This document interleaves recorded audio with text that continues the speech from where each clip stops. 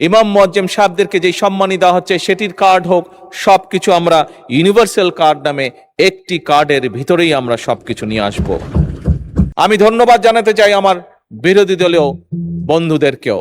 গতকাল কি একজন বিরোধী দলীয় সংসদ সদস্য, মাননীয় সংসদ সদস্য দাঁড়িয়ে জিজ্ঞেস করেছেন যে কবে তার এলাকায় ফ্যামিলি কার্ড প্রদান করা হবে। মাননীয় স্পিকার, বিএনপির এই পলিসি বা বিএনপির এই সিদ্ধান্তকে সমর্থন দেওয়ার জন্য আমি মাননীয় বিরোধী দলীয় নেতা সহ সকল বিরোধী দলীয় সংসদ সদস্যকে ধন্যবাদ জানাতে চাই। মাননীয় স্পিকার, আপনি নিজেও একজন কৃষকের সন্তান। এই দেশের অধিকাংশ মানুষ, অধিকাংশ পরিবার কোনো না কোনো ভাবে প্রত্যক্ষ বা পরোক্ষভাবে কৃষির সাথে জড়িত।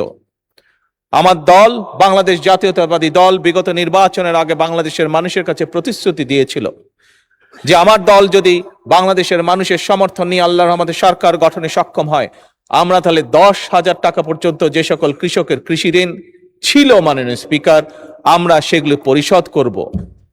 মাননীয় স্পিকার, সেগুলো সরকার থেকে পরিশোধ করব, অর্থাৎ সেগুলো সুদ সহ ঋণ আমরা মওকুফ করে দেব। মাননীয় স্পিকার, আমরা সরকার গঠন করার সাথে সাথে প্রথম ক্যাবিনেট মিটিংয়ে আমরা সেই সিদ্ধান্ত নিয়েছি, যার ফলে সমগ্র বাংলাদেশে 13 লক্ষ কৃষক যাদের ঋণ 10,000 টাকা ছিল সুদ সহ সেই ঋণকে মওকুফ করে দেওয়া হয়েছে মাননীয় স্পিকার।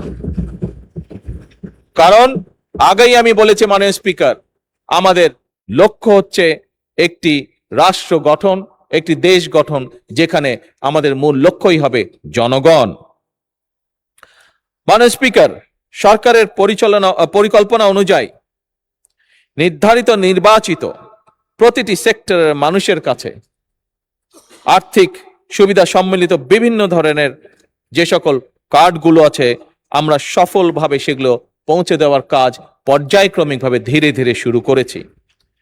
কিন্তু মাননীয় স্পিকার, এই সবগুলোকে এক সময় আমরা একটি কার্ডের মধ্যে নিয়ে আসতে চাই এবং সেজন্যই মাননীয় স্পিকার আমরা সিদ্ধান্ত গ্রহণ করেছি পর্যায়ক্রমিকভাবে আমরা সবগুলো, সেটি কৃষক কার্ড হোক, সেটি ফ্যামিলি কার্ড হোক, সেটি প্রবাসী কার্ড হোক, সেটি ইমাম মুয়াজ্জিম সাহেবদেরকে যেই সম্মানী দেওয়া হচ্ছে সেটির কার্ড হোক, সবকিছু আমরা ইউনিভার্সাল কার্ড নামে একটি কার্ডের ভিতরেই আমরা সবকিছু নিয়ে আসব।